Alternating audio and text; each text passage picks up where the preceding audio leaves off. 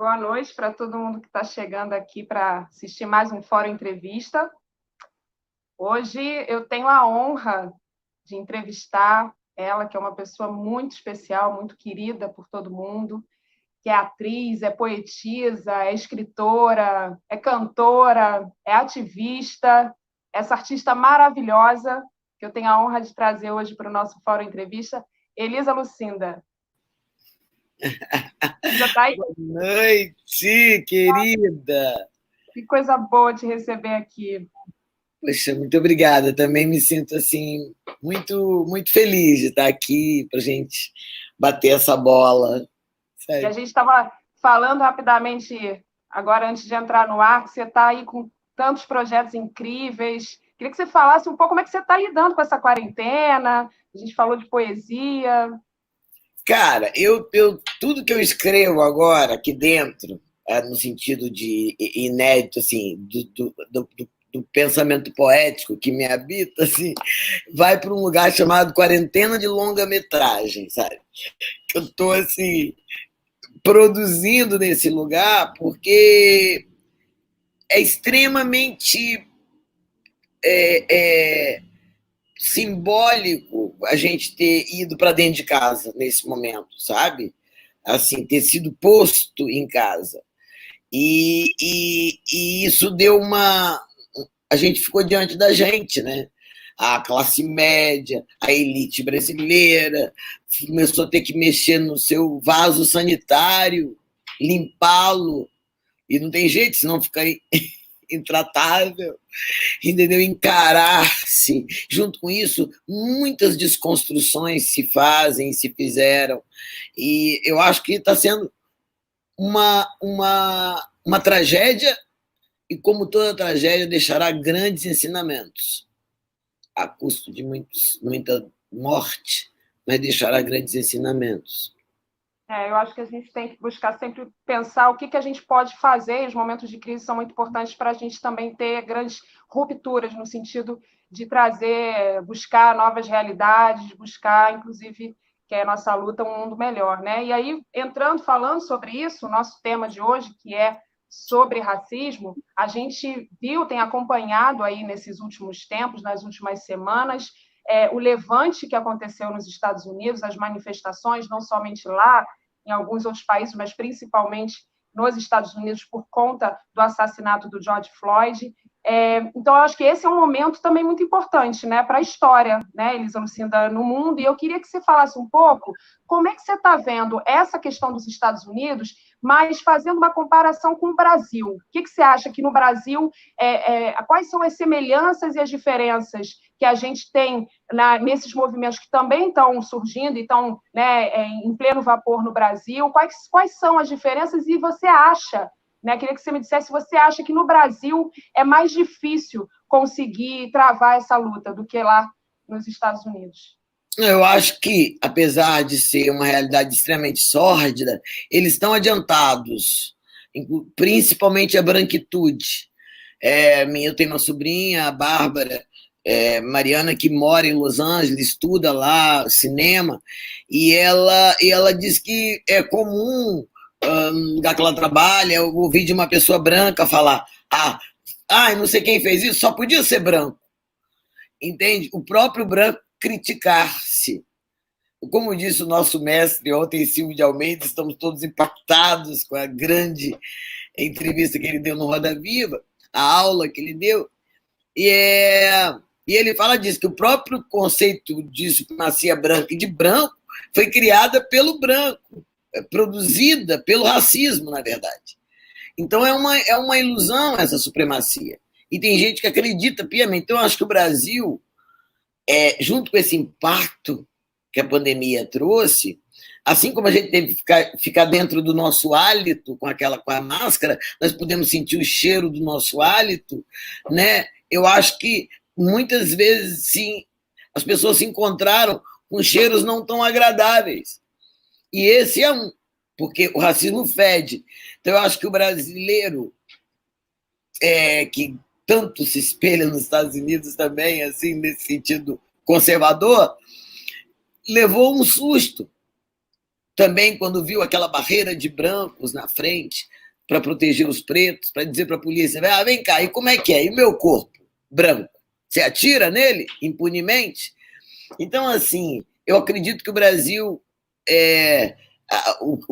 a importância dos Estados Unidos, que vem sempre nos ensinando, sabe? Foi Angela Davis que falou que democracia, pela primeira vez eu ouvi da boca de Angela Davis o conceito de que sem liberdade e sem respeito e dignidade para os negros, não tem democracia. Então, assim, a gente tem uma sociedade afundada na desigualdade, perfilada pela desigualdade, construída em cima da desigualdade. Então, é muito sério isso, e é muito, já muito amalgamado, sabe? E nós todos que lutamos pela democracia, pela liberdade, pela vida igualitária para todos, estamos todos comprometidos com a questão racial. E os brancos, muito mais. Porque os brancos, também progressistas e de esquerda, nunca fizeram recorte racial nenhum nesse assunto. Esse assunto nunca foi. Esse assunto não era. Isso era a pauta do movimento negro. Como fosse um departamento dentro da esquerda, uma coisa fechada, dentro da pauta progressista. Isso não tem muito a ver comigo. E tem a ver com todo mundo que se privilegia, e todo branco se privilegia, mesmo sem saber, da sua condição de protagonista da história. Tem um protagonismo, entre aspas, que é colocado no papel do branco, do príncipe, da princesa, da mocinha, do mocinho. É uma chatice. Para dizer o mínimo, sabe? Porque é coisa que eu acompanho há tanto tempo e me debato há tanto tempo. Então, eu acho que o Brasil, Ingrid, está... Para o Brasil e acho que para o mundo, eu acho que para o mundo esse levante do assassinato de George Floyd acionou a diáspora. Porque quando você vê um vídeo do Bob Marley, se você não conhecesse Bob Marley, você não ia saber se era Jamaica, se era Haiti, se era Angola, se era Brasil. Aquela mesma história, a mesma dificuldade, a mesma porta fechada. Nós chegamos, para mim, esse assunto no Brasil chegou num limite que nunca tinha chegado antes. Haja visto ontem, temos o Sérgio Almeida ali, o Silvio Almeida ali na Roda Viva, e com tantos jornalistas negros, sabe? Que é a grande novidade. Agora o jornalismo notou o quanto ele é racista. O quanto ele é racista diariamente, estruturalmente.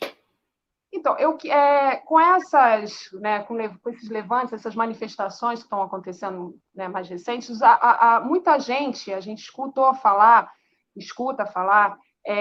que no Brasil essa resistência não acontece para além das desigualdades, que tem toda a discussão, né, que é da realidade brasileira com a realidade americana, mas para além disso, que a população, de uma forma geral, não conhece a história de resistência do movimento negro, por exemplo, como os quilombos, né, como a revolta dos malês, a balaiada, enfim, assim, conhece muito pouco da sua história, porque todos nós estudamos nas escolas, nas salas de aula, muito pouco da nossa história, e uma história completamente distorcida, né, completamente não era a realidade, inventaram uma grande mentira, e a gente ficou faltando, né, de uma certa forma, que a gente tivesse uma compreensão dessa história de resistência da população negra desde o período da escravidão. Queria que você dissesse para a gente, se você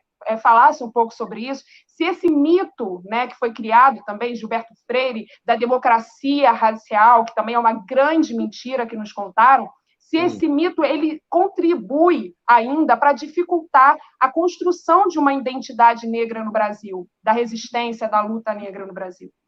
Contribui porque mente o racismo e porque dificulta não, facilita a normatização, a naturalização. Aí ela não conseguiu, né? É porque ela não reunia as condições, né? Aquele não conseguiu porque não se esforçou o suficiente, não estudou. Está justificado na raça. Ele não tem essa capacidade. No Brasil há uma coisa muito cruel que eu estou chamando de presunção, não presunção da inteligência. Assim como todo mundo é presumidamente inocente, isso é constitucional, para 55% da população, isso é muito sério. Essa presunção não existe. Você é presumidamente burro, incapaz. Isso é seríssimo. Eu conheço um monte de Djavan, entre aspas, claro, eu conheço um monte de Djavans, de Luiz Melodias, de Milton Nascimento, de André Rebouças, de Silvio Almeida, eu conheço Djamilas, nós conhecemos, tem muita gente muito inteligente, mas é muita gente inteligente que a quem não é permitido sonhar. Então essa conta, esse desastre do impedimento do sonho de ser um cidadão digno que possa viver, escolher o seu dom, é muito trágico. Essa estatística nós não temos. Ela é sustentada por essa narrativa da princesa Isabel, que não, é como se tivesse sido uma bondade. A libertação dos escravos, foi a abolição da escravatura, foi uma bondade da princesa Isabel. E quando foi a luta de André Rebouças, de Luiz Gama, de Zé do Patrocínio, que era um cara, que era um branco antirracista, um cara híbrido lá, mas enfim, ele era antirracista. Então, mas essa história não conta, que seria bom que o aluno branco também soubesse que houve um branco antirracista lá na sua gênese, sabe? Ele não precisa ser só filho do senhor assassino, sabe? Houve essa multidão de excluídos que foram para os quilombos. Os quilombos eram frequentados por indígenas, por sei lá, poetas, homossexuais, gente que estava fora da lei, entre aspas, uma lei, né, digamos, moral, né? Então, e também fora da lei, no sentido que quem era abolicionista era fora da lei, a lei era escravidão. Então, isso é tão sério, nós temos que encarar a nossa história de um jeito, assim, tipo assim, Ingrid, e para o ensino fundamental, sabe? Ver quem era Domingo Jorge Velho, um cara que usava orelha de escravo, capitão do mato, bandeirante. Quem eram os bandeirantes? Quem eram esses caras? A gente não entende direito. Então, assim, a gente vai ter que voltar, por exemplo, para encarar com outros olhos aquele quadro da primeira missa no Brasil. Aquilo é de uma violência. O que é aquilo? Aqueles índios no chão e os padres impondo o cristianismo ali, em quem acredita no Deus Sol. Aquilo é de uma violência. É igual arrancar teu crucifixo, sua Bíblia, se você é alguém cristão.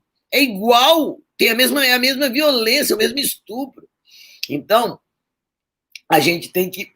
o assunto é muito sério. Tem que tirar as estátuas todas dos filhos da puta, dos indignos, dos que atrasaram a história, dos que lutaram para que nós nunca saíssemos da senzala. Esses caras não podem. Assim como deve sair o nome dos militares, nome de rua, militar que mandou torturar os outros, tem que sair. Não pode ter nome de escola com nome de general que foi nocivo para os pensadores, para o Paulo Freire. É uma contradição. Então, nós vamos ter que encarar essa lição. Esse assunto dessa menina, essa mulher, essa escravocrata, Sari Gaspar, lá do Recife, da criança do Miguel que morreu. Eu até fiz um texto, publiquei nas minhas redes, nos jornalistas livres, chamado 9, o botão da morte. É impressionante que ela bota o menino no elevador de serviço, além de ser uma criança, com 5 anos. Ninguém põe nenhuma criança sozinha no elevador, nem uma criança acostumada com o elevador. E, além disso, ela botou no elevador de serviço. Por que ela botou no elevador de serviço? Porque ela ainda está antes da lei do ventre livre. Esse menino não é escravo. A mãe também não é, mas ela pensa que a mãe é.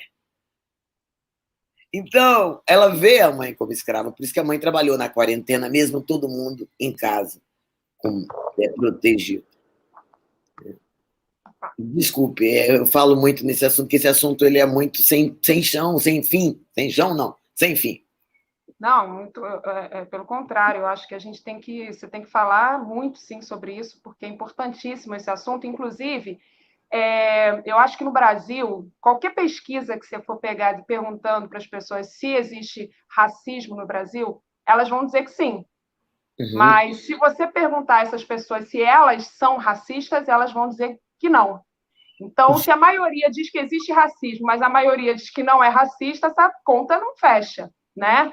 E eu acho que existe também uma ideia de racismo, que é claro que isso vai caindo por terra, porque vai sendo feita toda uma luta em torno disso, mas existe ainda muito forte essa cultura de que o racismo, principalmente aqui no Brasil, ele tem uma relação muito direta, por exemplo, quando você discrimina diretamente uma pessoa, quando você xinga uma pessoa, faz um tipo de comparação racista com aquela pessoa, mas não entendem, a maioria da população ainda, essa questão do racismo institucional, né, e do racismo estrutural. Né? Você falou do caso do Miguel, como diversos outros casos, isso está dentro dessa cultura de um racismo que está enraizado aonde a gente passa. A gente só vê nos locais de trabalho, nas escolas, em todos os lugares, o racismo é latente porque as pessoas não têm o mesmo grau de oportunidade, quer dizer, a desigualdade marca também, principalmente, muito mais a população negra. Né? Então, eu queria que você falasse um pouquinho para a gente da importância que tem hoje dessa discussão do racismo estrutural, do racismo institucional e que tipo de ações que precisam ser feitas nessas esferas para começar e para, enfim, reforçar essa luta contra o racismo, de uma maneira geral. Houve um problema assim, muito grande que fez essa atrapalhada toda e faz as pessoas dizerem o Brasil é racista, só que eu não sou racista. É que os homens de bem, as mulheres de bem, as pessoas de bem, elas puderam conviver com racismo, sendo católicas, sendo evangélicas, ajudam orfanatos, ajudam o Hospital do Câncer, são pessoas boas, sabe? Então é incrível. Então, elas não perceberam. A igreja nunca considerou pecado. Não houve. Quando a igreja católica, né, super parceira desse regime escravocrata, o cara não chegava no confessionário e confessava isso. Hoje eu bati no meu escravo. Ele morreu. Isso não é pecado, isso não entrou no rol dos pecados. Como? Eu não sei. Tudo cristão, hein? Eu não entendi como é que isso... Foi uma coisa muito bem feita. Né? Tem o eugenismo, tem a prova de que é uma sub-raça, a prova inventada, que é sub-raça. Então, tudo isso as pessoas puderam conviver. Então, puderam conviver com esse crime, sabe? Esse crime. E aí não perceberam. Conheço muitos amigos que nunca se tocaram. Preciso eu dizer, não vou entrar aqui não tem nenhum preto. Não quero entrar no restaurante onde só tem branco. Eu estou cansada disso. Foi assim, eu era a única do colégio, sabe? Meu pai era do Rotary Club, eu lembro da nossa família, era um quilombinho. Só a nossa família era negra naquele clube do Rotary Club. Então, isso não pode ser normal no Brasil, não é na Normandia. Se fosse na Normandia, tudo bem. Mas na Bahia, no Rio de Janeiro, essa territorialidade nos espaços, esse apartheid nos espaços. Quantas vezes contei negro dentro do teatro? Tem uma coisa mudando. E rapidamente, porque há 2 anos atrás a gente fez um programa, eu, Alessandra Lojas, Hélio Menezes, um antropólogo maravilhoso, éramos nós no Roda Viva, foi um Roda Viva histórico, ainda com Augusto Nunes, acho que foi um dos últimos dele, e eu perguntei, primeiro eu cheguei e falei, pensei que era só comigo, foi com vários negros, sabe? Foi incrível, foi estranho, porque Roda Viva é uma pessoa e várias pessoas perguntando. Eu achei estranho aquilo. E eu perguntei se já tinha havido negro lá, aquele silêncio. Bom, isso tem só 2 anos. Então, o que a gente está vendo agora, a gente está vendo aqui, na revista, a gente está vendo como é que tem, como é que o jornalismo é extremamente racista, ninguém notou. Cheio de progressista lá, gente que lutou contra a ditadura. O que aconteceu, Ingrid? Que ninguém viu. Muito bem engendrado. Isso chama-se racismo estrutural. Então, eu acho que tem que, assim, eu estou convocando, nunca precisamos tanto do não silêncio dos bons. Eu acho que vocês, se você me permite dizer assim, se calaram demais por muito tempo. Por muito tempo. Desde que aquela tia falou que aquele namorado talvez não fosse bom para você, meio moreno demais, e o pai, sabe, aquelas coisas que não se deixam, aceitou-se aquilo, os racismos que a gente achava que era discreto, a gente não, que se achava que era discreto, e que para nós sempre foi nítido, palpável e traumático. O branco tem que saber que participa do espetáculo diário que produz trauma. Isso não é mimimi, isso não é vitimismo. É de uma violência a existência de um negro nesse país. É em todo lugar. É ele que o banco, aquela porta magnética para logo para um preto. É impressionante. Não é paranoia, não. Se a gente abrir os olhos, é exatamente como como está exposto o povo brasileiro nos cartazes, né? Sempre aquela maioria branca e tal. Então, assim, eu acho que agora é a hora de o branco reconhecer que tem um problemaço. E se ele luta contra a desigualdade, meu amor, o problema dele dobrou de tamanho. Porque não tem como falar de desigualdade sem falar do negro na sociedade brasileira. Exatamente, não tem como falar em desenvolvimento, né? A gente estava falando de democracia, a Angela Davis falou, e não tem como falar numa sociedade desenvolvida, sendo ela uma sociedade racista. Que joga fora sua mão de obra, né? Ela mata sua mão de obra, mata o menino na hora que ele está sonhando em ser alguém para esse país. É muito triste, é muito violento. E assim, tem uma coisa que é muito pesado, sim. Eu tenho certeza que a ignorância já fez alguém olhar para Silvio Almeida, que já está fresquinho na nossa cabeça, e pensar que ele tem cara de bandido, que eu já vi as pessoas, tem cara de bandido. O que é isso? Tem cara de bandido. Uma mulher me contou uma história, mas ele não tinha cara de bandido, Elisa. Eu falei, como é que é cara de bandido? Sabe? Mas porque o cara era branco que assaltou ela. Exato. E é isso que as pessoas precisam, a gente precisa perceber cada vez mais. Isso tem que estar intrínseco, né, na gente. E aí você falou até sobre essa questão de cara ou não cara, de bandido, que é absurdo. Muita gente, amigos meus, inclusive, falando, que são negros, falando que a questão da máscara, né, agora durante a pandemia, eles têm medo de usar a máscara porque pode acontecer de ter, enfim, de ser abordado por policial, de alguém achar alguma coisa. Quer dizer, olha o nível do absurdo, né? Agora, do ponto do lugar de mulher negra, eu queria te perguntar, a Lélia Gonzalez, que é maravilhosa, né? Ela tem uma fala muito forte que ela diz num documentário, ela diz, para a mulher negra, o lugar que lhe é reservado é menor, né? Que o lugar da mulher negra acaba sendo o lugar marginalizado, o lugar do menor salário, do desrespeito em relação à capacidade profissional e etc., né? Intelectual, enfim, etc. Você, desse lugar, assim, quais os desafios que você encontrou como mulher negra e que você continua assistindo, né, e vendo que continua no Brasil as dificuldades que a mulher negra tem no Brasil? A gente está vendo aí, por exemplo, nos Estados Unidos e aqui também, muito protagonismo das mulheres negras nas lutas, o que é muito bonito de se ver. Então, qual que é a forma de resistência que tem sido construída ao longo da história, né? Porque as mulheres negras, e a gente está falando aqui não só do ativismo, porque as mulheres negras, por exemplo, que estão nas favelas, que criam filhos, que têm que sair para trabalhar, e essas mulheres também são as guerreiras que lutam, né, para que as coisas possam melhorar. Então, eu queria que você falasse um pouco dessa resistência da mulher negra historicamente e hoje. O que você viu de avanço?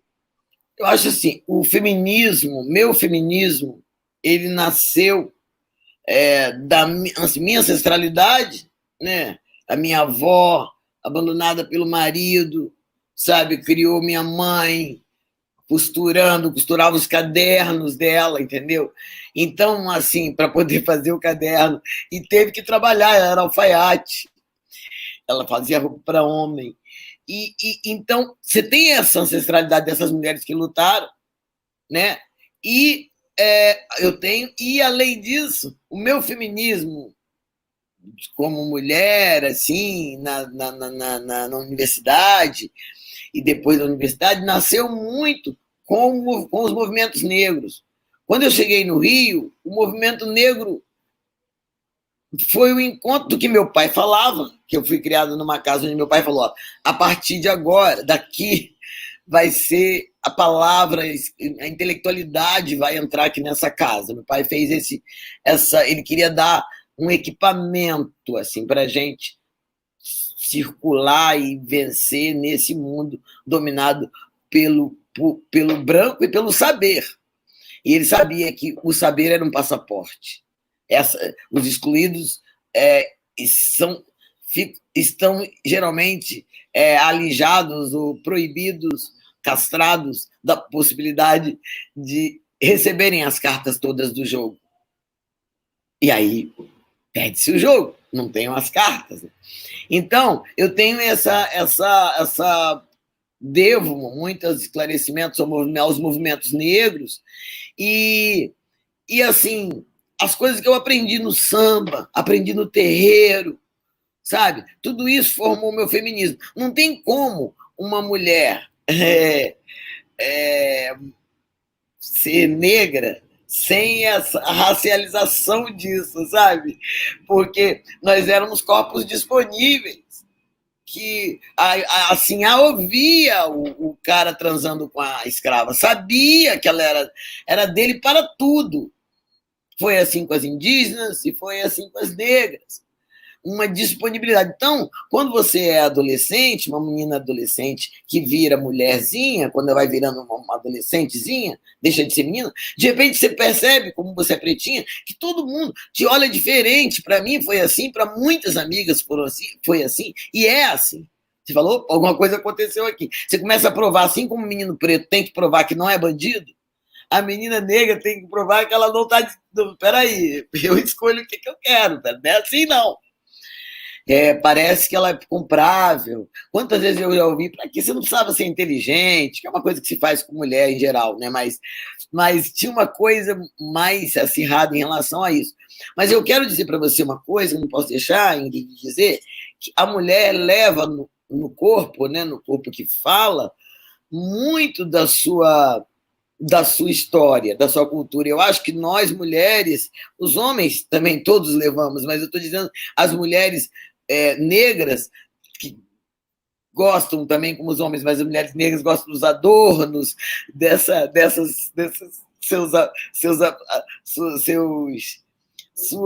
seus fundamentos estéticos, sempre foram desvalorizadas nesse sentido. Quantas vezes eu fui chamada de que não combina as coisas, ela mistura estampado, que era um negócio que eu mesmo misturava achando que eu estava fazendo uma certa heresia. Depois que eu compreendi que o que eu estava fazendo era o certo. Eu estava exercendo uma ancestralidade, uma herança. Eu gosto muito de uma coisa aqui, alguma coisa, sabe? Eu gosto muito de coisas que me adornem a cabeça, ponho broche, eu preciso, eu gosto. Né? E tem regras nos cinemas, nas novelas que eu faço, tem umas figurinistas geralmente brancas. Ah, não, mas olha, menos é mais. Não, tá demais, você já botou brinco, não bota colar. Quem falou? Quem disse isso? Então tem uma luta em toda parte que não é notada.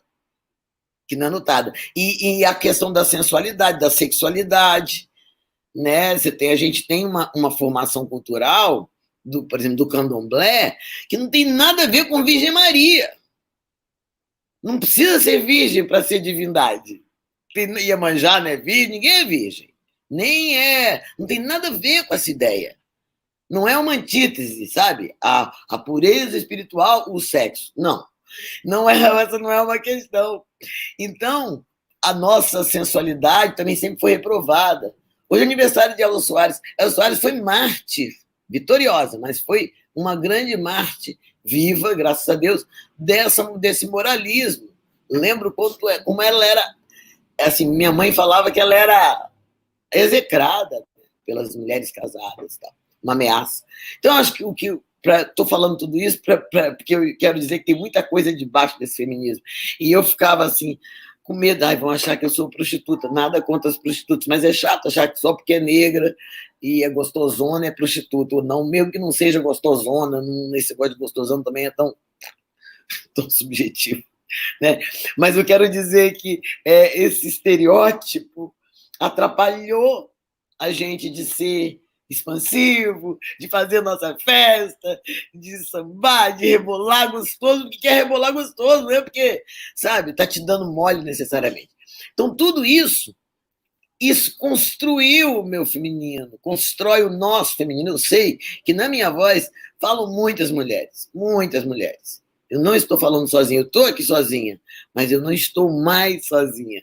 Nós agora somos...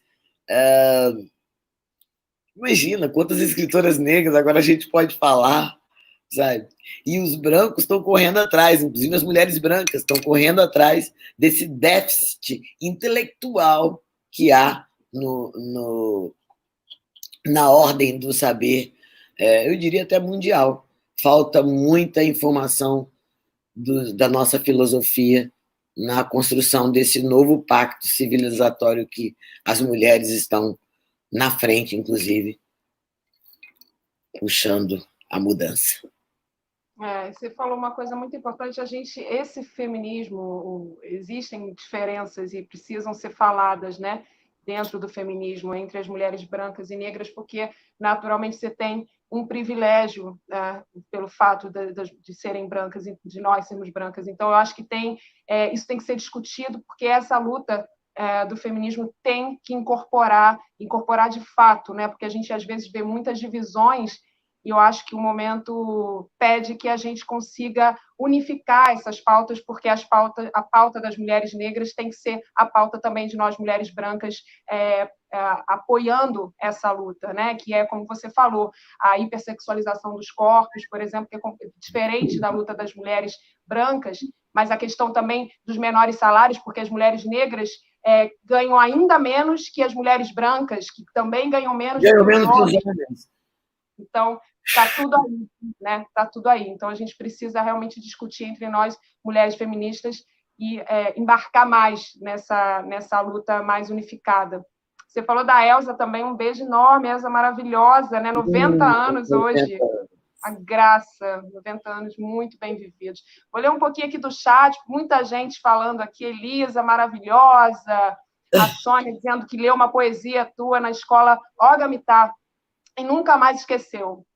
Que ótimo. Hoje, lembra aqui. Então, muita gente falando, ótima reflexão, falando do papel, né, do branco nessa luta. A base de tudo é a educação, a gente precisa mudar a educação, modelo também no Brasil, dizendo que o Brasil é uma vítima, né, da própria história mal contada, o Vanderlei falando aqui. né? A gente tem uma história, de fato, mal contada no Brasil, então tem questões que são importantes também, a gente precisa lutar para que isso esteja nos livros de história, né? Nas escolas no Brasil. Então, tem muito comentário bacana, o pessoal também que quiser ir fazendo pergunta, vai Eu queria fazendo... falar uma coisa, Ingrid, posso? Claro. Não, que às vezes, se talvez fosse me fazer uma pergunta e eu posso ter te interrompido aí só uma vez. Mas, assim, eu queria dizer que as pessoas que estão com boa vontade de ouvir essa conversa, que tenham coragem, porque há momentos difíceis, momentos de constrangimento. Quando você estiver constrangido, é que tá bom, tá ficando bom, tá aprendendo. Constrangido de levar uma mulher negra, vestida de branco, para a praia, saindo com a sua escrava e o neném. Primeiro que desculpa, dá para você levar seu filho à praia uma vez só, peraí. Não é um absurdo brincar com seu filho? Bom, mas esse é outro assunto. Se você não quer brincar, tudo bem, mas, sabe, levar para aniversário. Eu tenho uma escrava branca, a Lagoa. Quantas vezes eu morei na Lagoa, tinha um baixo bebê ali, eu ficava impressionada, aquela monte de negros vestidos de branco, os meninos brancos no colo, parecia um quadro de época. Tem que ter constrangimento de ter dependência de empregada, aceitar. Dependência de empregada é um negócio estranhíssimo, não é chamado quarto, nem arquitetonicamente, que não precisa ter janela. Nós estamos em maus lençóis nesse assunto, é um assunto meio virgem, entende? Então, por exemplo, observe o seu linguajar, porque a palavra ela é ação, a palavra tem poder. Você fala, não quero ele não. Ele não. Ele é.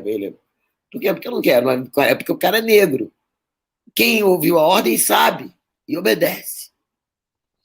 Entende? Olha como a palavra tem poder de excluir. Então, observe, eu acho que tem que fazer uma avaliação, igual a gente faz de vez em quando vai ao dentista, odontológica, acompanhando e tal, como é que tá. Se você tá com saúde bucal, você vai só fazendo acompanhamento. Mas dá uma olhada no seu vocabulário, que também tá dentro da boca, sabe? E como os dentes mordem, como a boca lambe, beija, a palavra é para isso, para fazer tudo. Então, assim, tem gente que fala, por exemplo, eu mesmo descobri há pouco tempo, ainda bem que eu nunca falava, nhaca, que significa, ai, que nojo, que cheiro, é um cheiro ruim, né?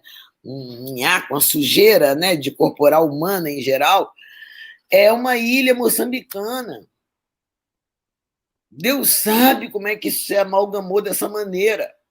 E uma mulher branca que estava na aula, que eu soube disso, falou assim, mas será que não foram os pretos mesmo que inventaram, sabendo que eles cheiram mal?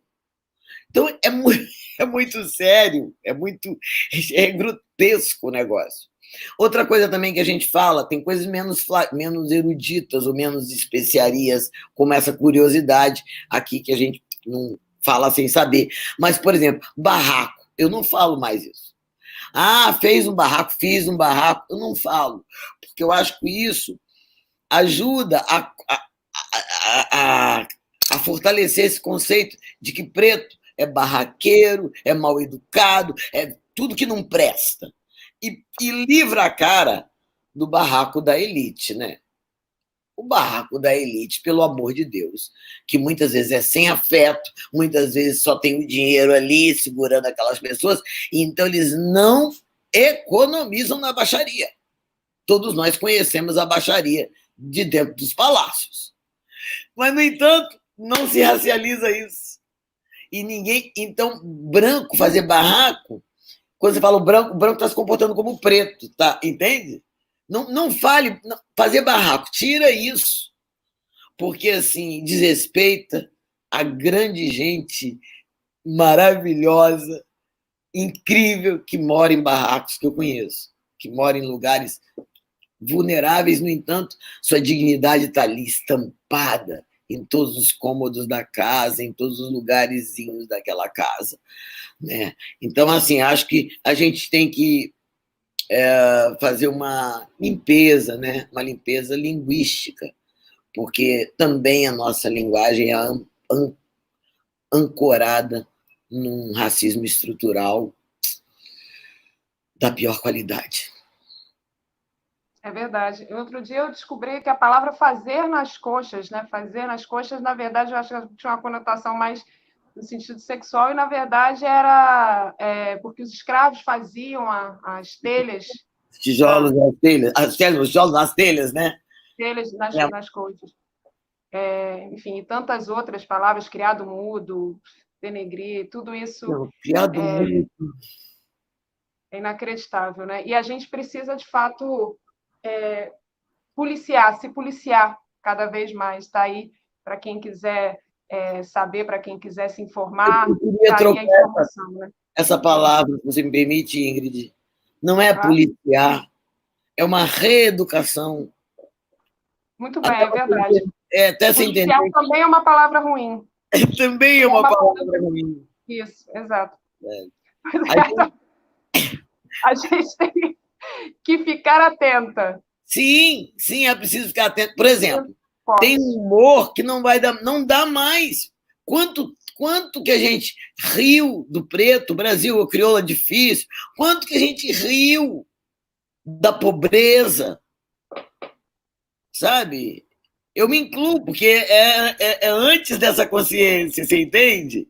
Então agora não dá mais. E tem gente ainda hoje fazendo esse tipo de humor. Ah, comprou uma bolsa, só pode ter comprado no Meyer. Qual é a graça? Desculpa. Qual é a graça? Não estou entendendo qual é a graça. E tem um desprezo que eu acho a pior coisa da gente, que nós somos não só racistas, nós somos separatistas. Nós somos herdeiros da Casa Grande, que é uma merda. Então, tem uma coisa, um desprezo pelo trabalhador, sabe? Trabalhar é coisa de preto, de escravo, não é para mim. Eu vou ter que limpar o chão. Você está entendendo?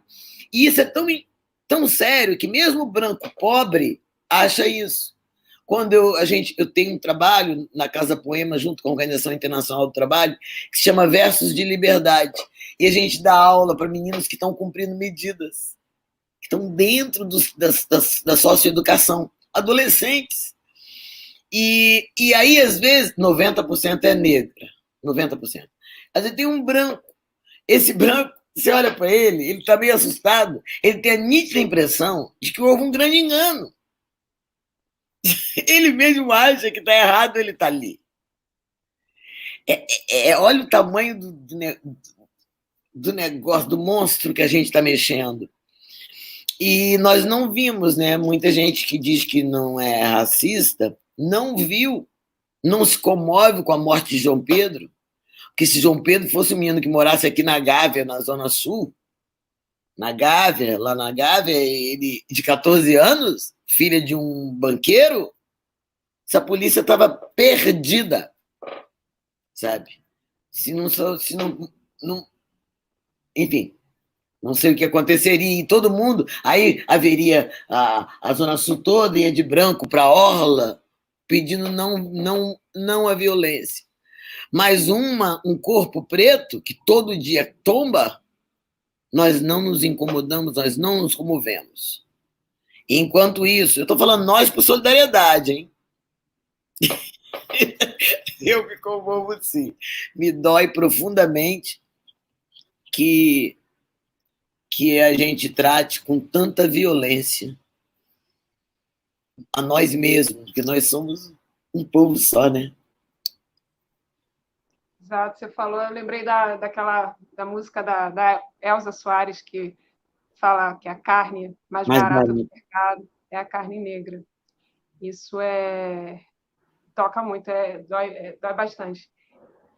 Elisa, eu acho que nesse contexto, a gente teve recentemente, agora, semana passada, um episódio da Bombril.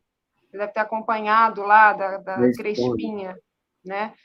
E eles depois, enfim, fizeram lá o meia-culpa, obviamente, não tem meia-culpa de verdade, né? Aquilo é porque a gente tem uma pressão hoje muito maior, então eles têm que dar uma resposta ao público. Mas ele faz, por fazer uma alusão aos cabelos crespos, aí eu queria falar um pouco dessa cultura da branquitude, né, que afeta psicologicamente as pessoas negras, principalmente hoje as crianças negras, pretas, que ficam com um olhar contaminado sobre si próprio, né? Sobre o seu próprio corpo, a sua própria cor, seu cabelo. Eu queria falar que você falasse um pouco da importância da transformação na esfera do simbólico, da ressignificação de vários elementos da estética negra para combater o racismo de uma forma geral. Olha, eu acho que quem está imbuído disso, e agora nesse assunto tem que entrar, como criar crianças antirracistas, não basta ser racista, não. Não ser racista, não. Tem que criar crianças antirracistas. Como se no condomínio dela só tem gente branca, se na igreja, que sei lá, no clube, no colégio, ele não vê um preto. Quando ele vê, ele até ele tem medo. Então, como é que você vai fazer para fazer isso? Eu acho que tem que fazer como o Bruno Galhaço faz, que sai de lá do Recreio para vir para Botafogo, porque é a escola onde ele tem 2 filhos negros, pretos, e é a escola onde ele encontrou mais pretos. Da mesma maneira, o Rocco Pitanga. Há está no radar da educação, tem que estar no radar da educação. Você entende? Da educação antirracista. Eu estou dando uma educação antirracista para o meu filho. E isso inclui, eu não tenho nenhum amigo preto, eu, o pai e a mãe, os pretos que meus filhos veem são os servidores da casa. Então, e é isso que está posto, não é gente para a gente casar, não é gente para a gente se misturar nesse lugar do afeto. Tudo isso está nessa farofa aí. Sabe, desse dia a dia, como é que eu faço para, a partir de mim, esse negócio mudar? E peraí, Indy, qual foi a sua pergunta mesmo? Porque eu queria que você falasse da importância desses elementos da estética negra, do orgulho, para poder atuar no combate ao racismo de uma maneira geral, porque a gente está falando aqui de várias formas de combater o racismo, mas essa questão da estética negra também, queria que você falasse da importância disso. É uma afirmação, por exemplo, meu cabelo, o cabelo crespo, é um cabelo a ser descoberto, porque é um cabelo com muitas possibilidades. Aqui você não sabe se é um corte, se é um penteado, entende? Ele mesmo faz umas ondas aqui, sabe, que parece trança. Ele é um cabelo com muitas possibilidades. Eu podia trançar aqui, eu podia... Ele fica onde eu quiser. Ele é mágico, é um cabelo mágico. É um cabelo que ele é obediente. Tudo que as mulheres de cabelo liso reclamam. Ah, meu cabelo não para nada. Nosso cabelo para tudo. Há 20 anos eu estou com um espetáculo dizendo isso. O Lázaro Ramos me ligou, deixou uma mensagem há uns 2 anos atrás, falando assim, 1 ano, acho. Elisa, você está notando como é que estão ouvindo mais o que você fala há muito tempo, estão ouvindo melhor agora? É verdade. Muitos amigos meus diziam, Elisa, não é paranoia, só um pouco de paranoia sua, não. Amigos brancos, sabe, não aceitavam essa verdade. Então, a coisa do cabelo é uma luta na história de todo mundo da minha geração. Agora não, nossos filhos já nasceram com essa construção. A gente procurou livro onde tinha princesa negra, onde tinha, sabe? Meu filho, quando ele tinha 4 anos, Juliano Gomes, hoje é um crítico de cinema, mas o Juliano, que é um sarará, foi numa festinha aos 4 anos de idade. E eu deixei ele na festinha do lado, apartamento colado, era uma casa que ele brincava. Mas nesse dia era aniversário do amiguinho. Aí eles cantaram parabéns, eu ouvi, e daqui a pouquinho eu ouvi ele bater na porta do nosso apartamento. Eu abri, ele, sei lá, devia ter uns 5 anos, e ela veio trazendo ele, chorando muito. E eu abracei ele, que foi, meu filho? Se eu tivesse o cabelo liso, eu ia ter mais amigo. E aquilo cortou meu coração. Como meu filho, tão novinho, estava tendo acesso a essa miséria. Como?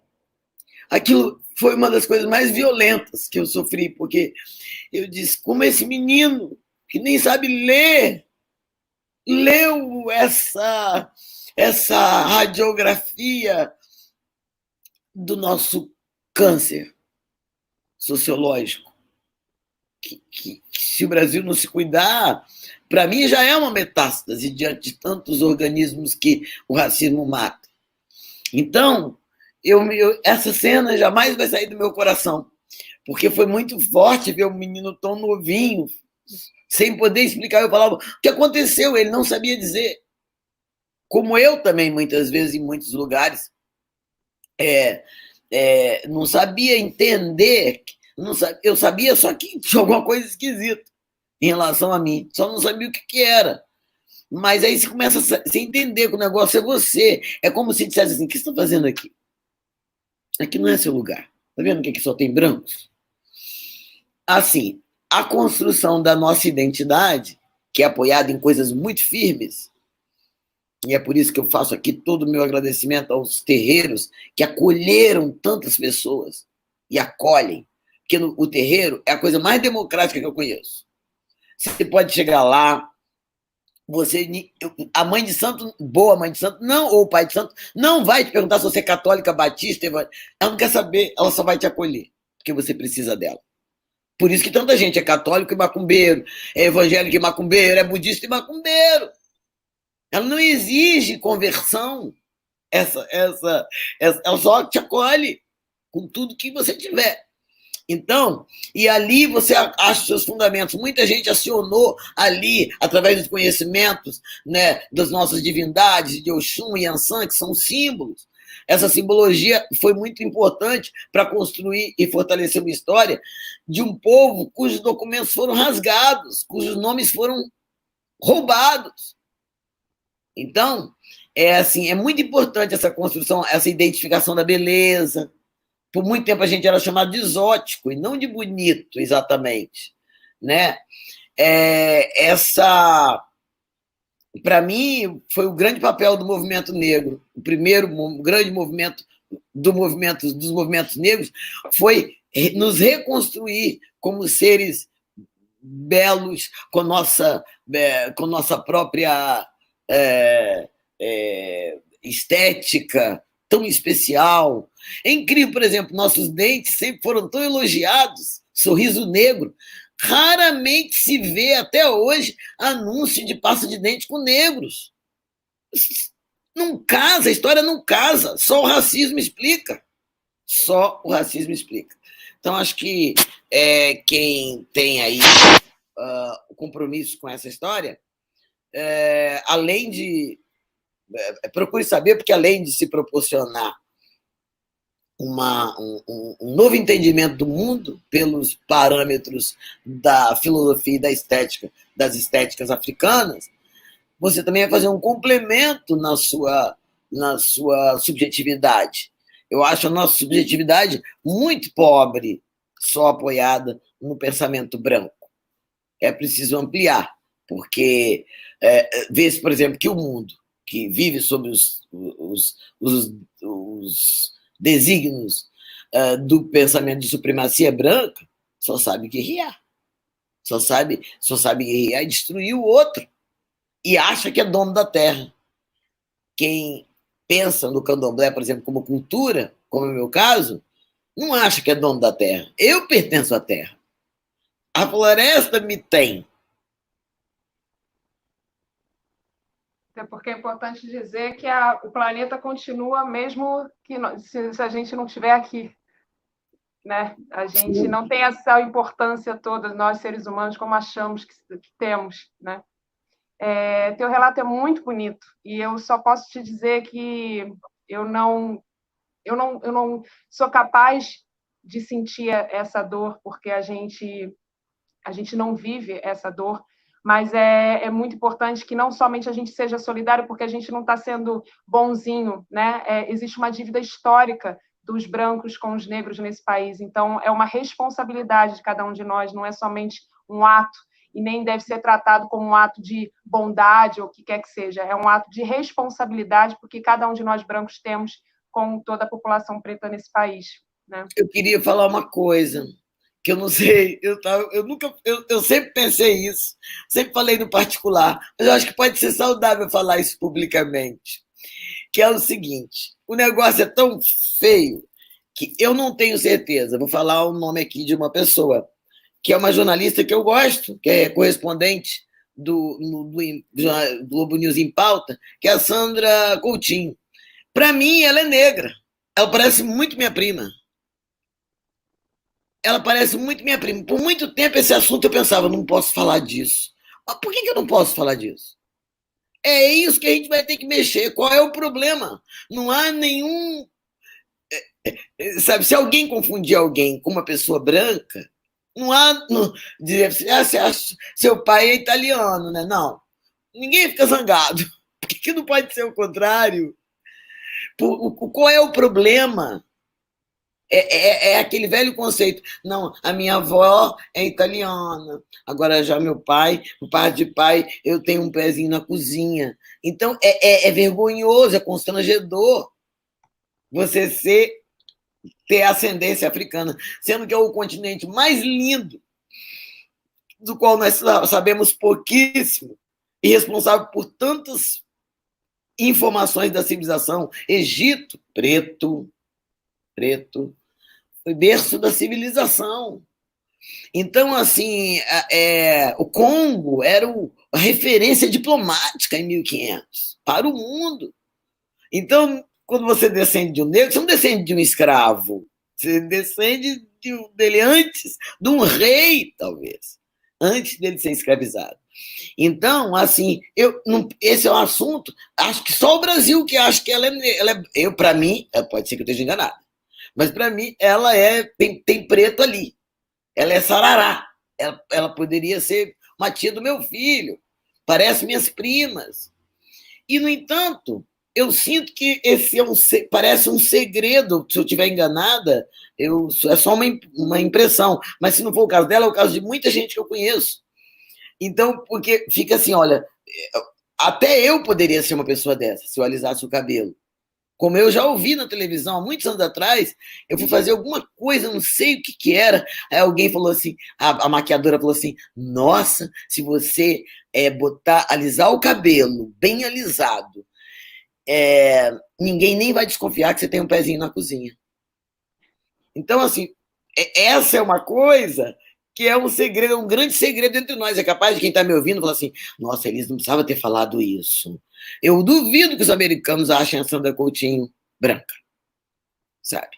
Então, isso não pode ser nada contra ela. Esse Brasil tem que mexer nessa panela. Isso não é nada contra ela. Isso, pelo contrário, para mim, compõe muito bem a beleza dela, sabe?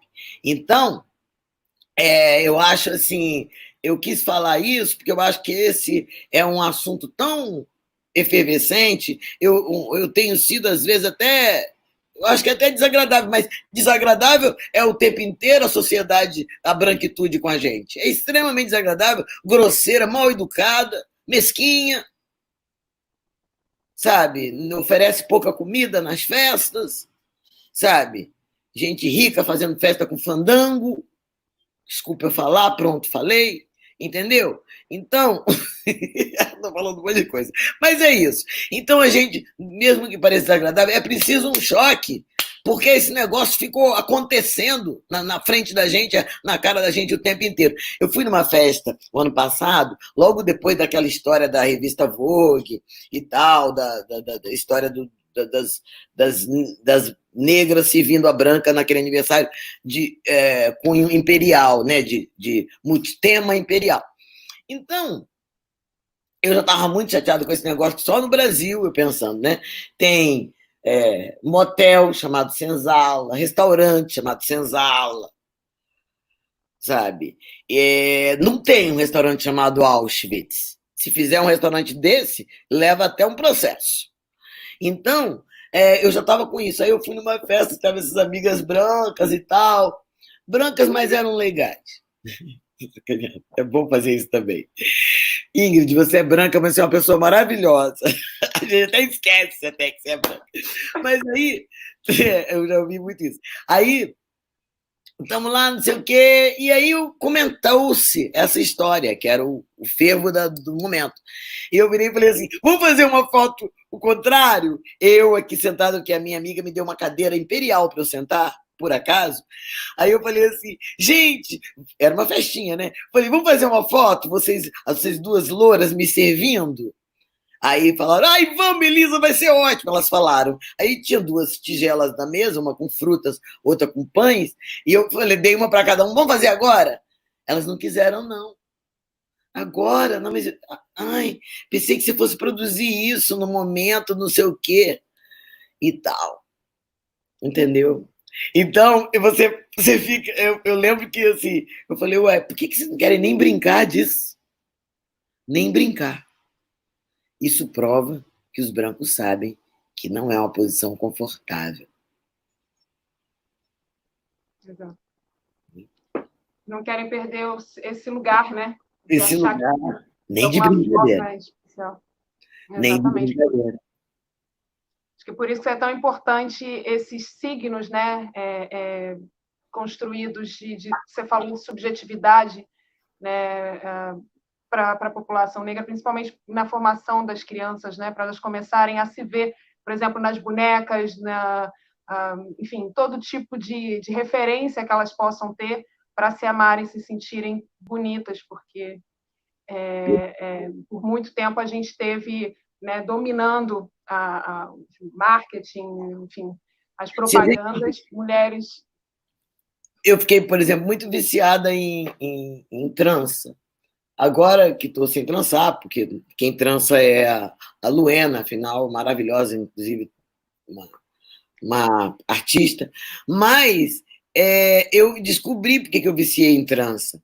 Trança é uma possibilidade da gente ter esse cabelo que balança, que a gente faz uns penteados imensos também. Eu faço também com cabelo crespo, black, mas a trança aumenta essa possibilidade de um outro jeito. E eu pensei, se a gente conhecesse mais esse método tão africano, a gente teria alisado menos, sabe? E é porque a trança dá essa possibilidade de você alongar o cabelo, né? Então, eu fico achando assim, estou muito confiante numa coisa, nos jovens, sabe? Nos jovens filhos dos movimentos negros, filhos de todos os movimentos que a gente participou. Porque, assim, que eles já cresceram com essa identidade, também porque tem uma coisa que eu tenho vivido agora que eu não vivia há 20 anos atrás. Eu tenho visto um monte de série com um monte de gente negra. Isso vinga meu coração. Eu descobri que me dá o mesmo alimento que me dá, parecido, quando eu vou no jongo da Serrinha, sabe? Eu gosto muito de samba, e um monte de preto, encontrar um monte de preto, aquilo parece que me dá uma energia. Eu vou beber de uma energia, sabe? Daquela pessoa rindo e me puxando. Tu não comeu feijoada? Vem comer a feijoada, sim! Não, vai ficar com fome. Por isso que tá assim, tá magra. Porque tem sempre uma tia que te chama. Já são 7 horas da noite, a feijoada começou 1 hora.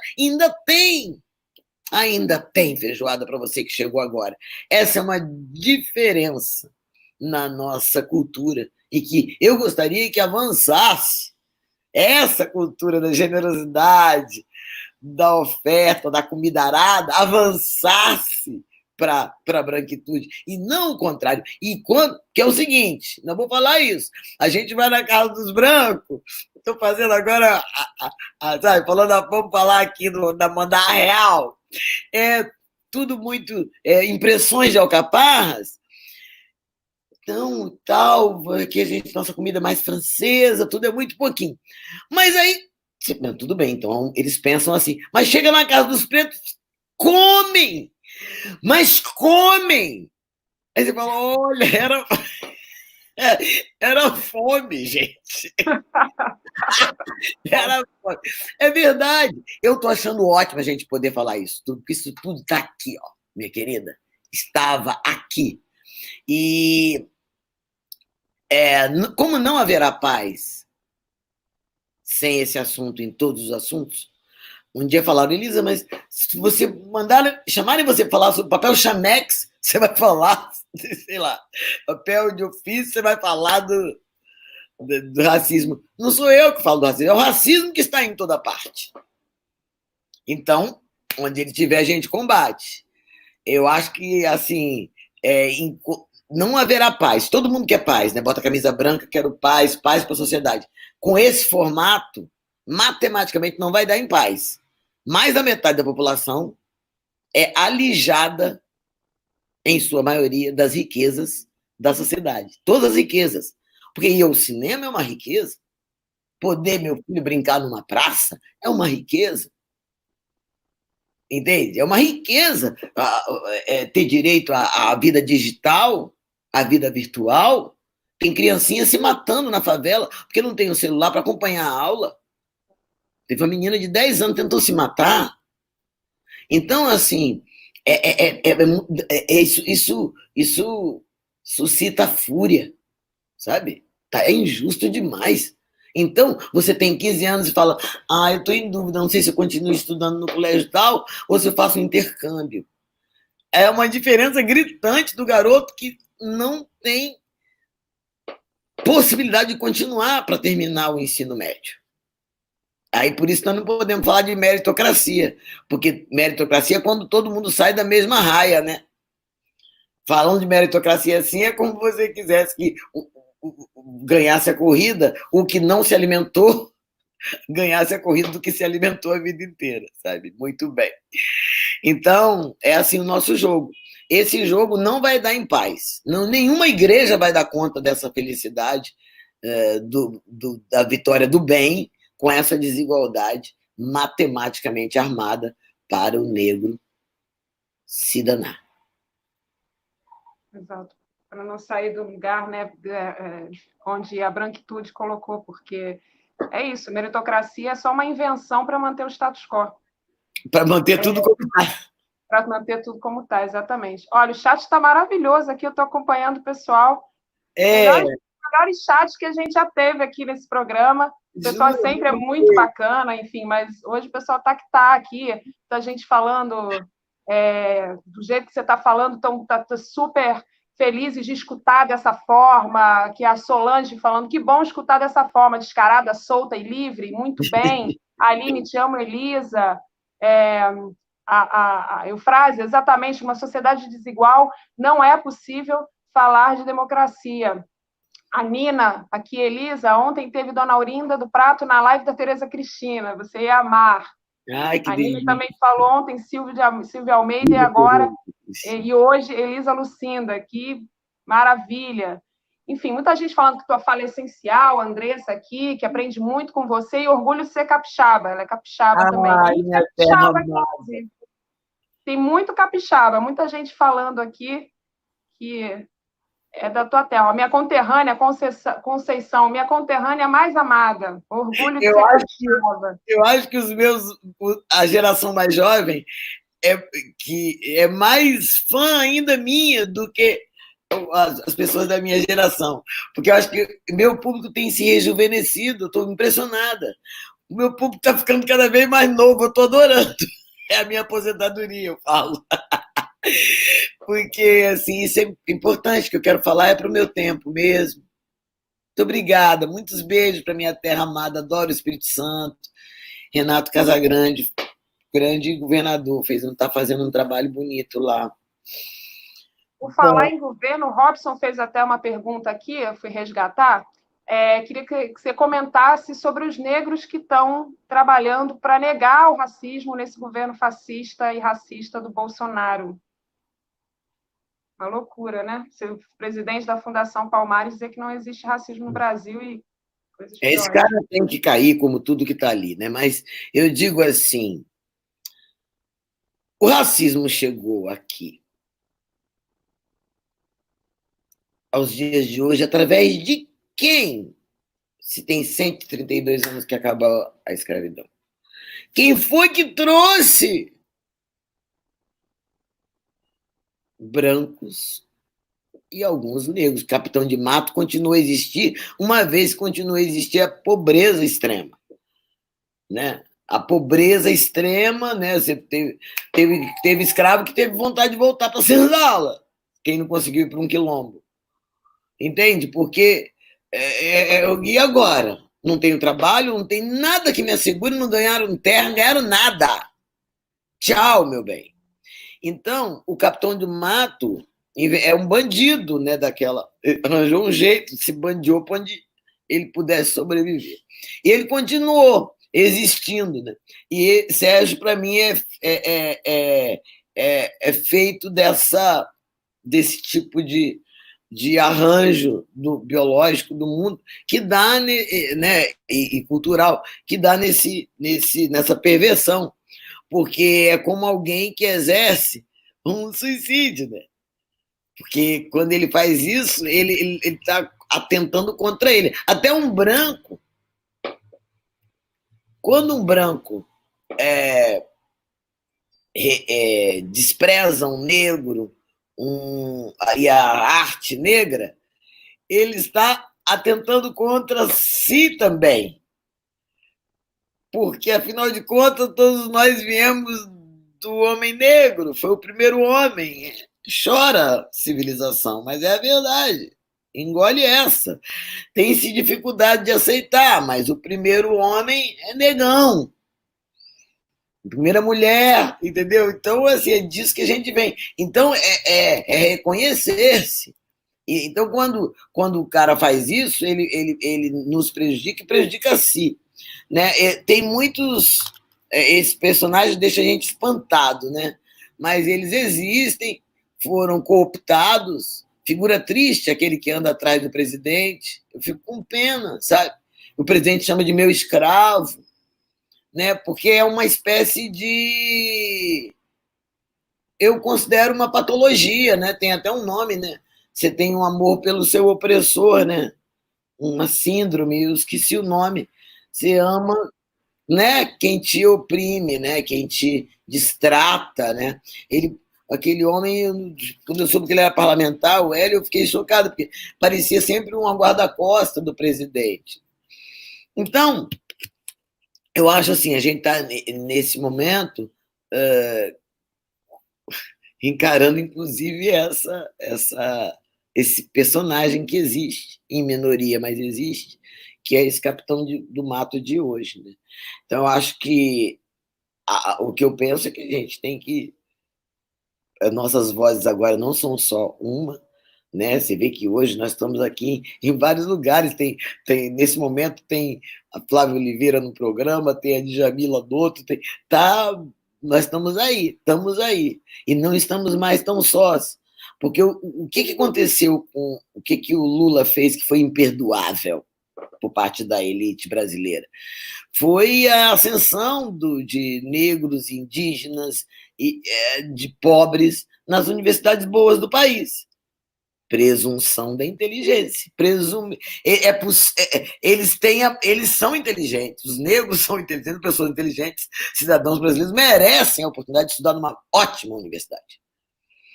Então, isso mudou o jogo de uma maneira, e mais gente pôde estudar, mais gente pôde avançar.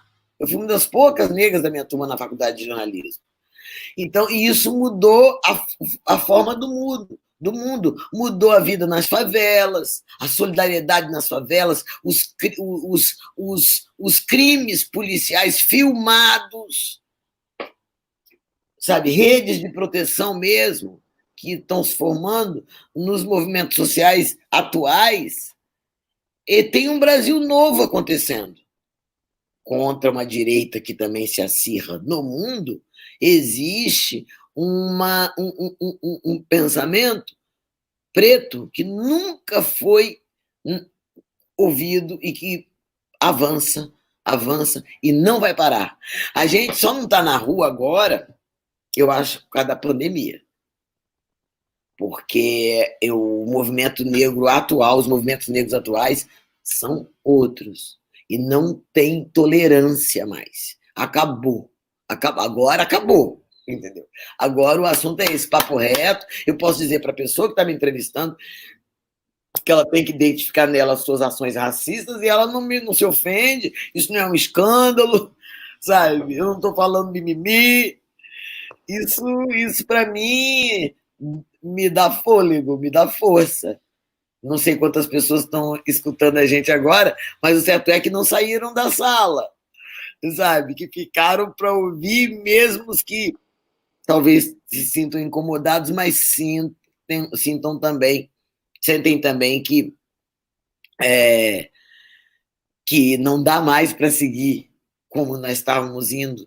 Para onde nós estávamos indo, Ingrid? Velozes e furiosos? Para onde?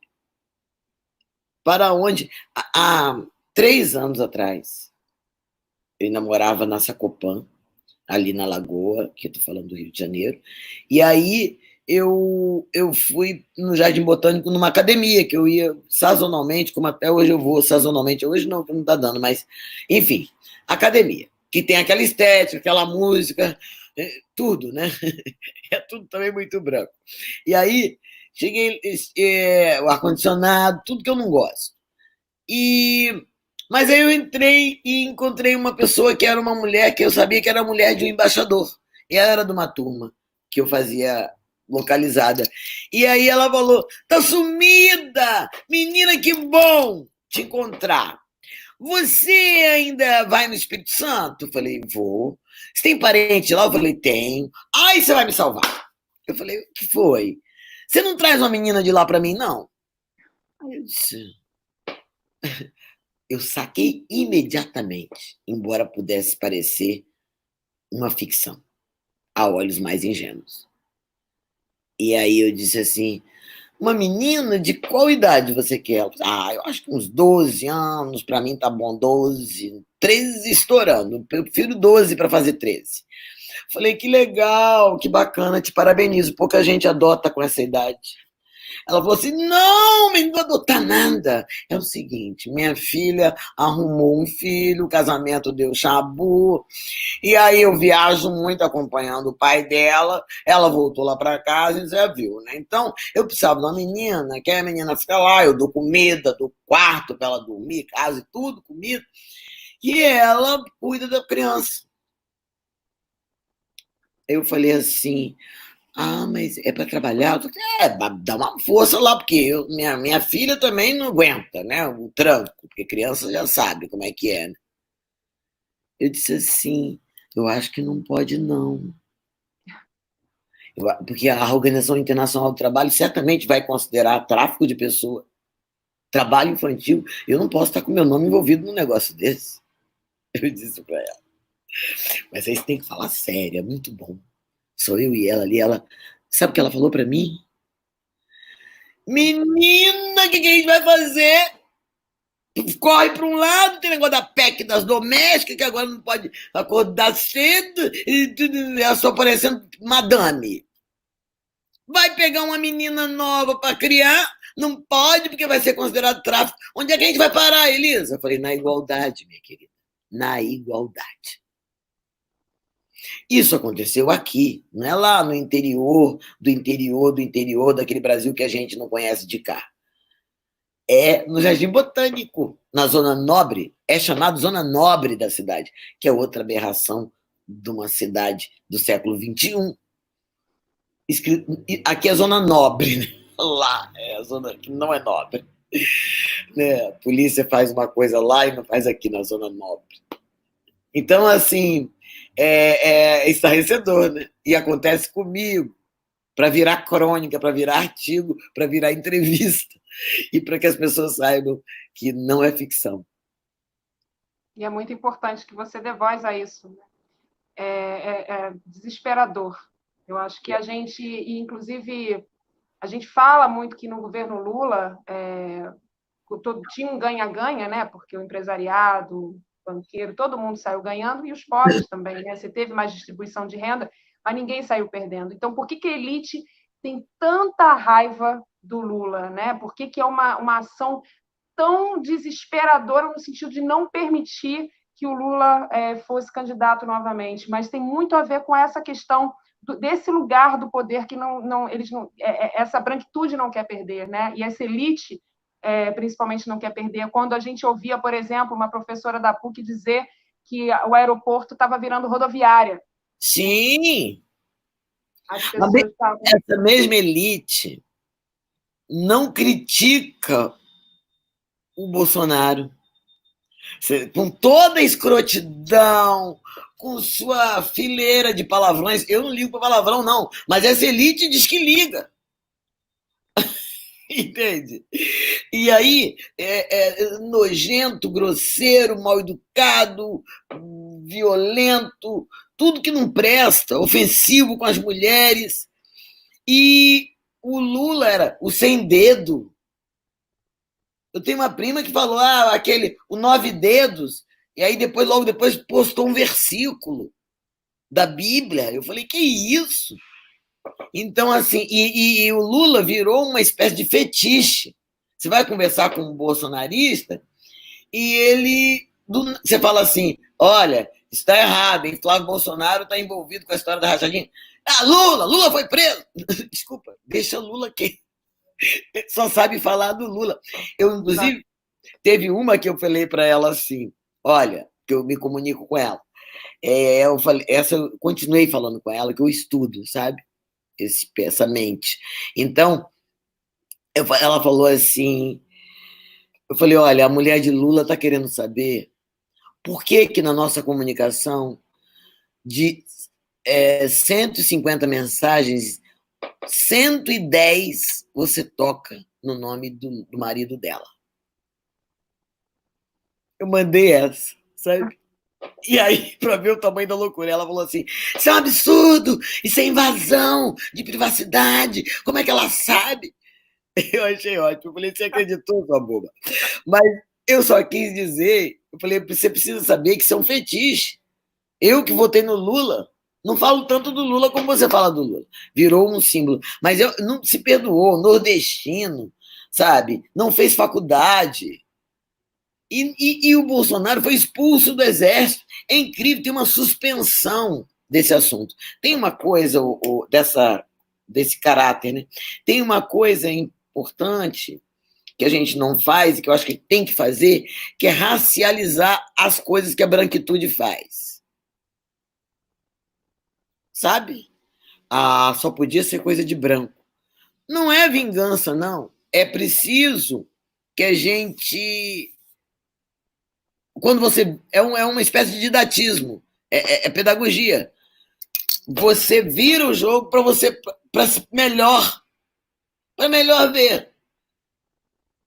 Por exemplo, se alguém falasse para você, Ingrid, sua filhinha pode passar hoje o dia na nossa escola sendo uma menina negra, sendo tratada como uma menina negra, você vai pensar 2 vezes se você vai deixar sua filha passar por esse trauma. E talvez você só pense nisso se te propuserem esse jogo. Porque só uma mãe de uma criança negra, de um rapaz negro, tem medo dele correr na rua e levar um tiro. Toda mãe, a maioria das mães das favelas ensina o filho a falar o CPF, a decorar, sabe? E tem que andar com documento, e passa nem que seja azeite de cozinha, a óleo na perna, para não ir todo russo. Tenta aparentar o melhor possível. Aí ele vem aparentando o melhor possível, e aí alguém da elite fala assim, não faço ideia, deve ter comprado a roupa, como é que fala? Roupa de marca copiada? Enfim. Não há lei. Essas idiotices, porque o que acontece é que nossos amigos, Ingrid, eu digo nossos, porque nós temos amigos em comum, muitos deles têm esse mesmo olhar que tiveram para Lula, para os outros, para as pessoas. Você viu como ele come prato de pedreiro? Essa menina não sabe distinguir um copo de vinho, uma taça de vinho de uma taça de champanhe. Essas idiotices, esses valores que não aguentam uma enfiada de uma colher de sobremesa, não tem profundidade, tem nada ali dentro. Entende? Eu sempre disse para os meus amigos, as pessoas se sentiam mais retraídas quando íamos em ambientes, eu falava, não ligue para a pose. Debaixo da pose, geralmente, não tem nada. Entendeu? Nada. Não se deixe intimidar pela pose. Então, esse pensamento separatista, muitos nossos amigos da esquerda, gente progressista, têm sem notar. Conheço gente que nunca pensou em por que os empregados da casa não comem a mesma comida dela. Estou falando gente que come uma comida melhor e compra diferenciado para os empregados. Eu vi uma mulher falando lá no supermercado, se eu comprar filé mignon para minha empregada, ela não vai nem entender. Como assim? O que há de compreensão? O filé mignon. Eu não quero compreender, eu quero comer. Entende? Uma carne boa, macia. Então, assim, isso é muito maluco. Esse pensamento, na época do governo Dilma, uma mulher falou para mim assim, minha filha, lá na Sacopã, porque eu como morava na Sacopã, um lugar que só tem branco, a maioria, e o artista, ela achou que eu era branca também. Ela falou, Elisa, minha filha, não tem como conseguir mais empregada não, a gente subir na ladeira. Elas estão fazendo faculdade. Outro dia a minha falou assim, mas tô dando para você me pagar logo, porque eu tenho que comprar meu perfume que está acabando. Elisa, não tem onde cair morta? Tá pensando em perfume? Quem falou que porque eu sou pobre eu não posso querer perfume? Sabe? A Simone, minha querida Simone Nascimento, que trabalha aqui, minha comadre, minha querida, ela sai de lá de Caxias, de onde ela vem, sai toda de Nova Iguaçu, sai, sabe, maquiada, rico, toda manhã. Agora não, nós não nos vemos desde 14 de março. Mas, sabe, sempre com sua sombra, sempre teve sua sombra, seu batom e sua boa sombra de manhã nos olhos. Que é o direito. Quem falou que o mundo é só para pouco? Quem falou que é só para nós?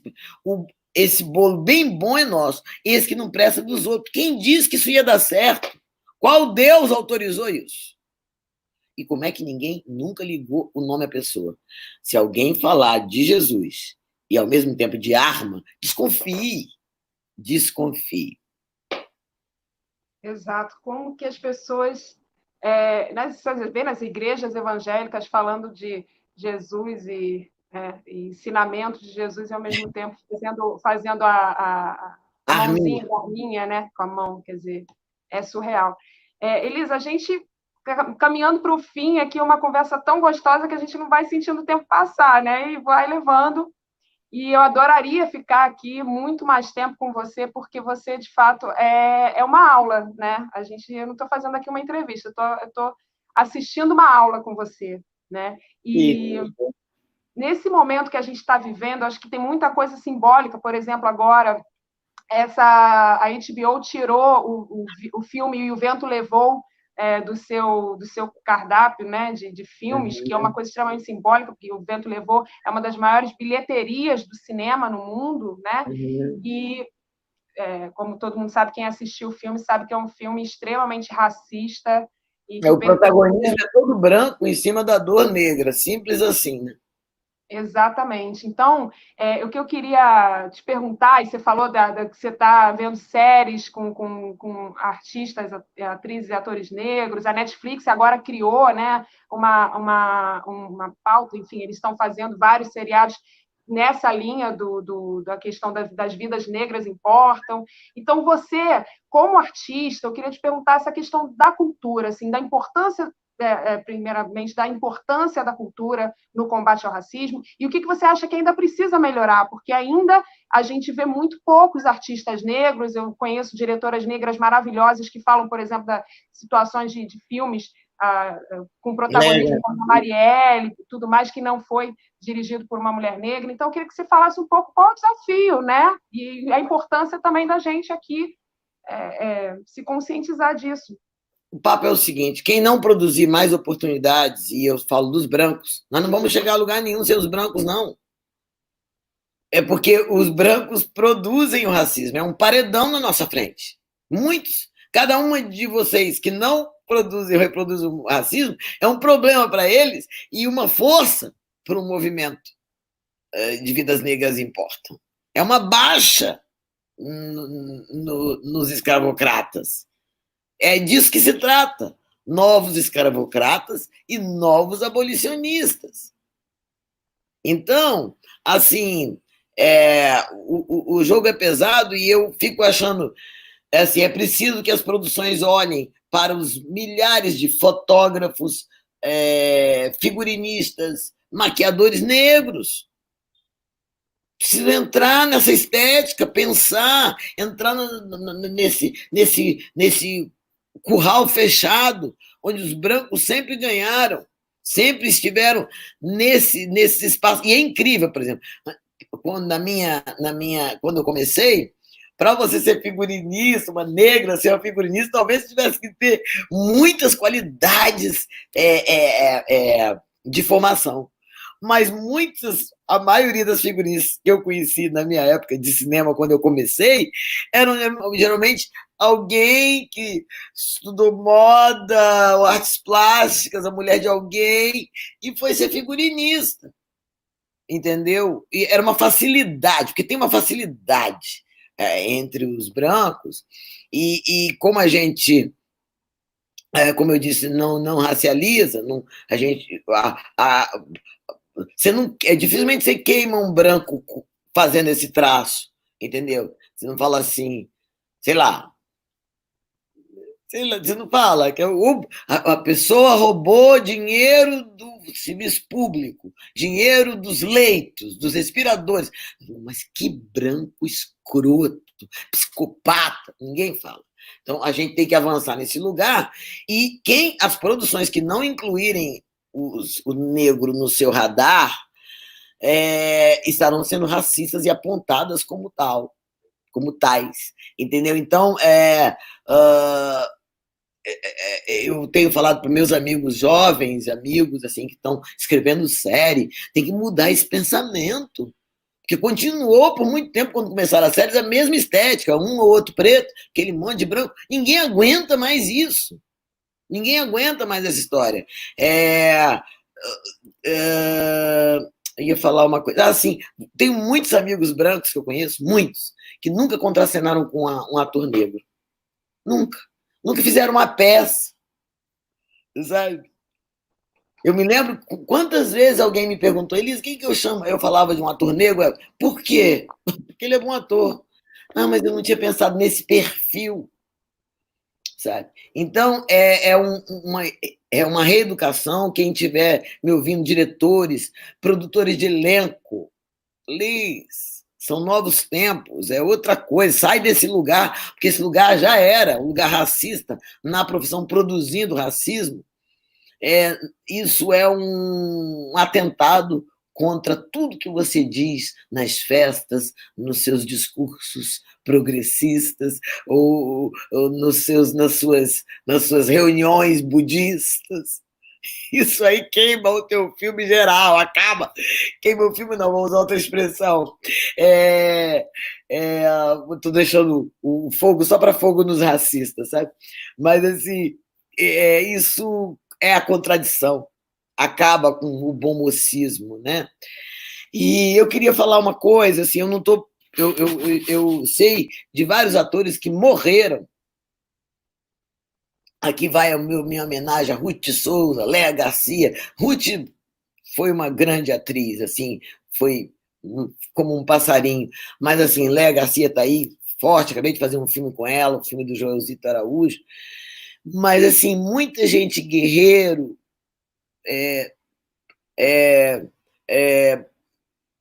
guerreira mesmo, não aguentou também, sabe? O Antônio Pompeu, um ótimo ator, fez papel até de zumbi, e mesmo assim, você vai definhando, querendo um papel bacana. Ninguém quer passar a vida sendo o que vai servir o café e não fala nada, sabe? Que isso? Então, assim, são muitas novelas que marca com o dedo aquelas que os negros tiveram algum protagonismo, graças a Deus eu tenho essa história na minha história, assim, de ter feito bons personagens na televisão até agora. Mas é difícil.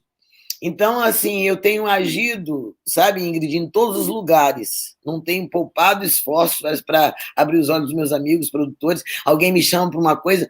Outro dia, um me chamou para uma série que ele vai fazer, de vários episódios. Aí falou o nome dos outros atores. Eu falei, só tem eu de negra, não quero, não. Não, não. Aí começou a falar que tinha chamado outros também. Entendeu? Então, assim, é preciso a gente, alô, ficar mais atento e abrir, botar o dedo na ferida. Nesse momento, eu estou tendo, como eu tinha te falado antes da gente começar, muitos alunos na Escola de Poesia Falada, né? A Casa Poema está cheia de alunos, eu e a Giovana Pires estamos batendo essa bola com os nossos professores, Nando Rodrigues, tem uma turma de Cláudio Valente. Magali tem uma turma boa de ensinamento da poesia falada. Então, e eu estou impressionado de como a poesia é veículo desse tema, sabe? Tá sendo interessante que, sendo online, eu estou podendo fazer. A gente está com um monte de turma, gente do Canadá, gente de Moçambique, gente de Lisboa, enfim, gente de Catolé do Rocha, gente de Natal. É incrível esse Brasil, esse mundo que a vida online trouxe. Mas o que eu estou achando interessante é que a poesia seja comida nessa mesa de agora. Porque dentro dessa poesia tem esses fundamentos o coração do poeta é um coração humanitário, feito de empatia, feito de altruísmo. O coração do poeta é o coração do mundo. Leiam os poetas, Solano Trindade, Conceição Evaristo, Elisa Lucinda, Hélice Mogg, leiam o Cristiane Sobral, são muitos negros. Leiam a literatura nacional e internacional e universal que produzida pelos negros, né? Leia, sabe, Eliana Cruz, um grande romancista. É incrível, é outro jeito de contar, é outro olhar. Existe um provérbio que diz assim: enquanto os leões não forem seus próprios historiadores, a história será sempre uma versão dos caçadores. Acho que agora é hora da branquitude ouvir, entender, compreender e respeitar a nossa versão. Que lindo. Elisa, eu fico emocionada com a tua fala. E não sou só eu aqui, a gaúcha lusitana, dizendo maravilhada, estou com essa mulher, com essa conversa, que aula de vida. Muita gente aqui, Elisa, maravilhosa, obrigada por exorcizar o meu racismo, a Elba, te admiro muito. Que Você lindo. realmente é um ser de muita luz, assim, muito importante para todos nós agora ouvir você, principalmente nesse momento de pandemia, você falando de poesia também, né? A importância do afeto nesse momento que a gente está vivendo. Eu acho que a gente transforma o mundo também através do afeto, né? E a gente precisa cada vez mais de empatia, porque está faltando empatia, sempre faltou empatia em relação também à população negra, porque quando você vê pretos morrendo nas favelas, jovens, crianças, e você não faz nada e fecha os olhos, você também é responsável por aquilo, né? Sim, então, nós brancos somos todos responsáveis de alguma maneira. Muitos brancos mamaram nos peitos das negras, foram cuidados, educados, tomaram banho, foram levados às escolas por muitas mulheres negras. É um mínimo extremamente ingrato, porque me assusta até saber que nunca soube em nenhum caso que uma ama de leite tenha envenenado a criancinha branca para se vingar do pai dela, que não prestava, que era um escravocrata sanguinário. Então, eu acho que, ao mesmo tempo, é uma lição de amor, assim, a nossa passagem nessa história. Só que a gente é um povo muito forte, né? Botamos fogo na Casa Grande, nas senzalas, criamos o maior quilombo que já se ouviu falar, né, que é o Quilombo dos Palmares, que durou 100 anos, um estado dentro do país. e isso não é pouca coisa, não. E isso não acabou.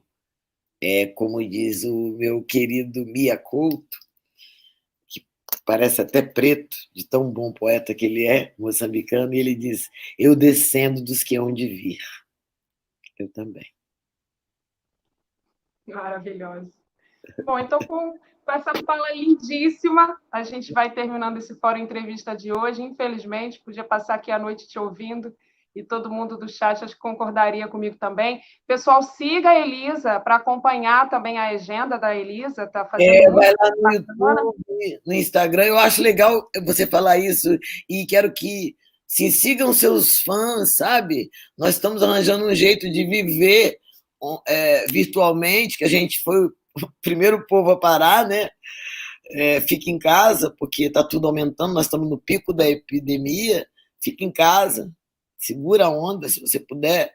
E é isso, mas siga seus fãs, se inscreva nos nossos canais, né? Melisa Lucinda e Elisa Lucinda Pode se inscrever ainda nas aulas de poema? Pode. Tem as informações lá no meu Instagram e na própria página da Casa Poema. Pode sim, vai ter uma turma que vai começar quinta-feira que vem, eu acho. Quinta-feira que vem. Ok, então eu vou lá me inscrever. E aí fica o convite para todo mundo se inscrever também. Tenho certeza que muita gente vai querer participar. Então, um beijo enorme para você, minha querida. Obrigada, e que a gente consiga atravessar isso aí com muito amor e afeto, porque vai passar. Parabéns por essa revista. Obrigada. Um beijo enorme. Um beijo para todo mundo que assistiu a gente. Bora. Tchau, tchau. Tchau, obrigada. Um beijo para todo mundo.